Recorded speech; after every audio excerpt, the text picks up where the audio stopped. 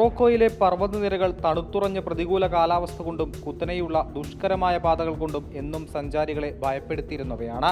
Oxygen അളവ് കുറയുന്ന, ചുവടുകൾ പിഴച്ചാൽ അപകടം കാത്തിരിക്കുന്ന ആ മഞ്ഞു മലനിരകളിലേക്കാണ് 8 വയസ്സു മാത്രം പ്രായമുള്ള ഇയ കൃഷ്ണ എന്ന കൊച്ചുമുടിക്ക് ചുവട് വെച്ചു കയറിയത്. ശബരിമല നടന്നു കയറിയതോടെയാണ് പർവ്വതാരോഹണമെന്ന ചിന്ത ഇയയുടെ കൊച്ചു മനസ്സിൽ കടന്നുകൂടിയത്.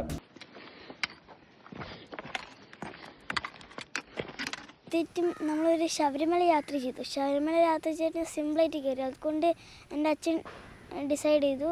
അച്ഛൻ്റെ ഒരു കോച്ചുണ്ട്, അത് ഇടയ്ക്കിടയ്ക്ക് മല കയറും. ഞാൻ ഉണ്ടായിട്ടില്ല ആ ദിവസം.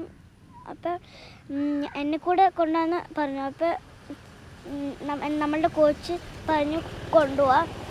അപ്പോൾ ഞാൻ കുഞ്ഞു കുഞ്ഞു മൗണ്ടൻസ് കയറി. അത് കഴിഞ്ഞിട്ട് ജബൽജീസ് കയറി. ജബൽജീസ് കഴിഞ്ഞിട്ട് ആണ് കുറച്ചും കൂടെ ട്രെയിൻ ചെയ്തിട്ടാണ് തബ്കുൽ കയറിയത്. പർവ്വതാരോഹണ ചരിത്രത്തിൽ ഇന്ത്യയിൽ നിന്നും ഏഷ്യയിൽ നിന്നും ഈ കൊടുമുടി കീഴടക്കുന്ന ഏറ്റവും പ്രായം കുറഞ്ഞ കുട്ടിയെന്ന അപൂർവ നേട്ടത്തിലേക്കാണ് ഈ കൊച്ചുമിടുക്കി നടന്നു കയറിയത്. UAE ഫ്യൂച്ചറിൽ 2ാം ക്ലാസ്സിൽ പഠിക്കുന്ന ഇയ വലിയ ലക്ഷ്യങ്ങളിലേക്ക് എത്തുവാൻ പ്രായമൊരു തടസ്സമല്ലെന്നും ശരിയായ പരിശീലനവും മാനസിക ധൈര്യവുമുണ്ടെങ്കിൽ ഏത് കൊടുമുടിയും കീഴടക്കാമെന്നും തെളിയിക്കുകയാണ്.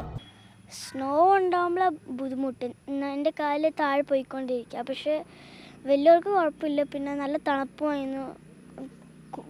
നല്ല കുറച്ച് ഹാഫ് എത്തിയ ഒരു പീക്ക് പോലത്തെ സാധനമുണ്ട്, അതാണ് ഏറ്റവും ടോപ്പ്. അവിടെ റീച്ച് ചെയ്താൽ പീക്കാണ്.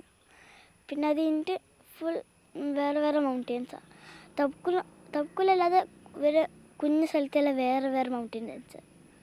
ഇയയുടെ കുടുംബത്തിന്റെ പിന്തുണയാണ് ഈ കൊടുമുടി കയറ്റത്തിന് പിന്നിൽ. കൊച്ചുകുട്ടിയെ കൊടുമുടി കയറ്റുമ്പോൾ നേരിടേണ്ടി വന്ന പ്രതിസന്ധികളെ തരണം ചെയ്യാൻ സഹായിച്ചത് അച്ഛൻ കൃഷ്ണരാജിന്റെ ദൃഢനിശ്ചയവും അമ്മ അരുണയുടെയും കുടുംബത്തിന്റെയും പ്രാർത്ഥനയുമാണ്. ഒരുപാട് പരിശീലനങ്ങൾക്ക് ശേഷമാണ് ഇയയുമൊത്ത കൊടുമുടി കയറിയതെന്ന് UAEയിൽ ജോലി ചെയ്യുന്ന പിതാവ് കൃഷ്ണരാജ് പറയുന്നു. നമ്മൾ കയറുന്ന പോലെ ഒന്നും കുട്ടികൾക്ക് അങ്ങനെ ഫാസ്റ്റായിട്ട് കയറാൻ പറ്റില്ല.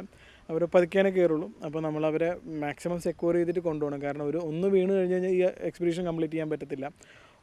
എന്തെങ്കിലും ചെറിയൊരു അപകടം വന്നു കഴിഞ്ഞാൽ പോലും ഈ എക്സ്പീഡിഷൻ നമുക്ക് കംപ്ലീറ്റ് ചെയ്യാൻ പറ്റത്തില്ല. അപ്പോൾ അതുകൊണ്ട് മാക്സിമം അവരെ സെക്യൂർ ചെയ്ത് കൊണ്ടുപോകുക എന്നുള്ളതായിരുന്നു അവിടെ മെയിൻ ടാസ്ക് ഉണ്ടായിരുന്നത്.